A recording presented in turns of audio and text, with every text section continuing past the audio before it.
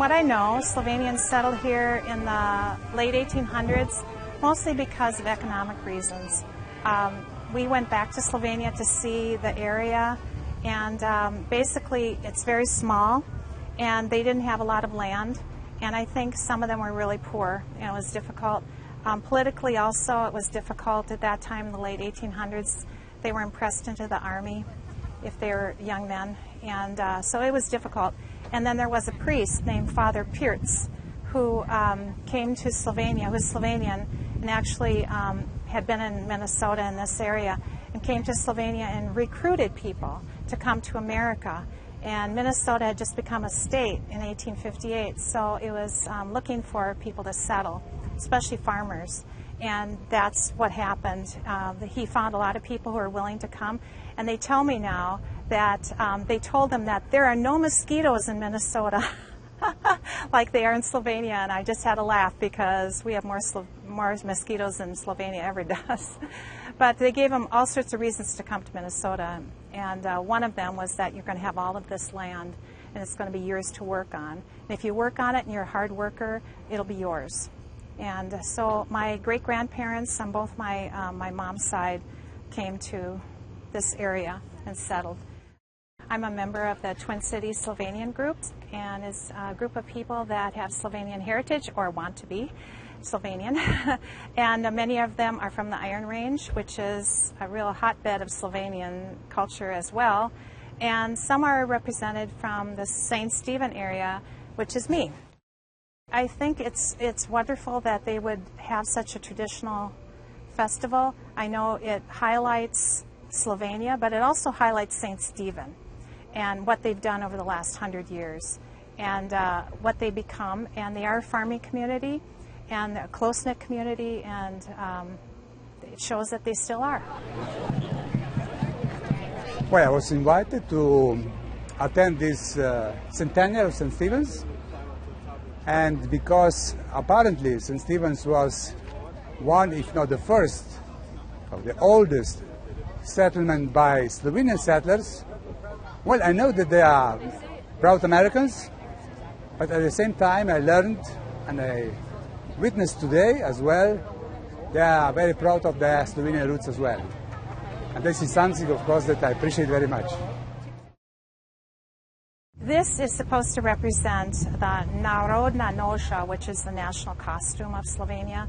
There are many costumes of Slovenia, and within the last probably 20 years, they decided that this would be the national costume. I think it's because it's more colorful than some of the others.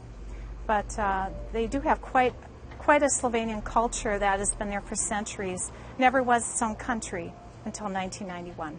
This is part of our traditional men's dress, but it's just, how to say, from the central part, from Slovenia Highland. So in the other parts of Slovenia, dresses are a bit different. But this is, I would say, the main national costume. Of course, it's something very traditional. We don't wear it anymore on weekdays, but on the occasions like this, yes, I wear it very proudly. I'm not sure what's going to be here, but I know in Slovenia they love kranjska kobasa, which is a special sausage that they make in Slovenia. The other food that's very traditional is potica bread, and it's usually made special holidays like Christmas and Easter.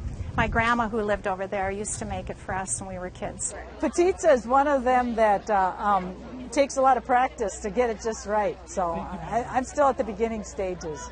It's like a sweet dough, but it has to be rolled very, very thin. And so like where I've seen it to get the best is where you use a big round table and you get the dough as big as the table, and then you make a walnut filling and spread it all over it, and then roll it very carefully in very long rolls, and that's how we get the rolled effect. But it has to be very thin, like paper thin.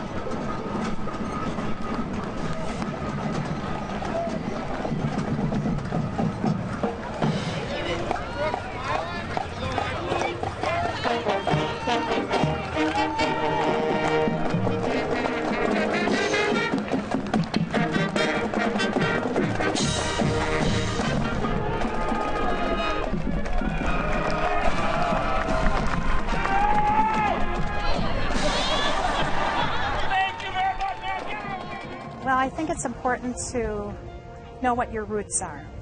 It's who you are. It's your heritage. And America's melting pot. We're mostly all immigrants, and we've all come from somewhere. But I think it's important to know where we came from and to appreciate what our ancestors did for us by coming to America. I'm very grateful because I love America. I also love Slovenia, though.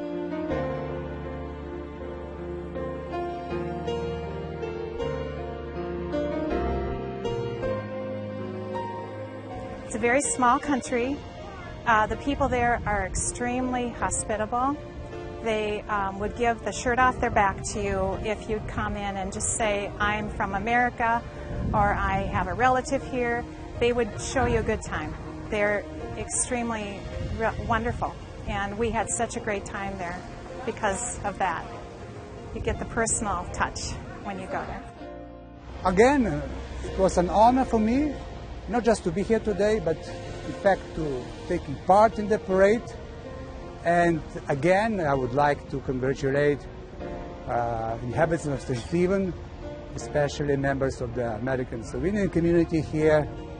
And I would like to repeat once again that we are very thankful, very proud of them, and just wish to keep up this marvelous work that they are doing. For us Slovenians, our heritage, our culture is the basis for everything. It's part of our identity, and of course I'm glad that I can still hear a bit of Slovenian music here, taste a bit of Slovenian cuisine, dishes. I can feel a bit of Slovenian pride here as well. So for us to keep this identity through the centuries is something that is very precious, because in Slovenia, in the past, we were surrounded by some rather more stronger, powerful neighbors, but we survived due to our culture. Vse najboljše ob 100. rojstnem dnevu svetega Štefana.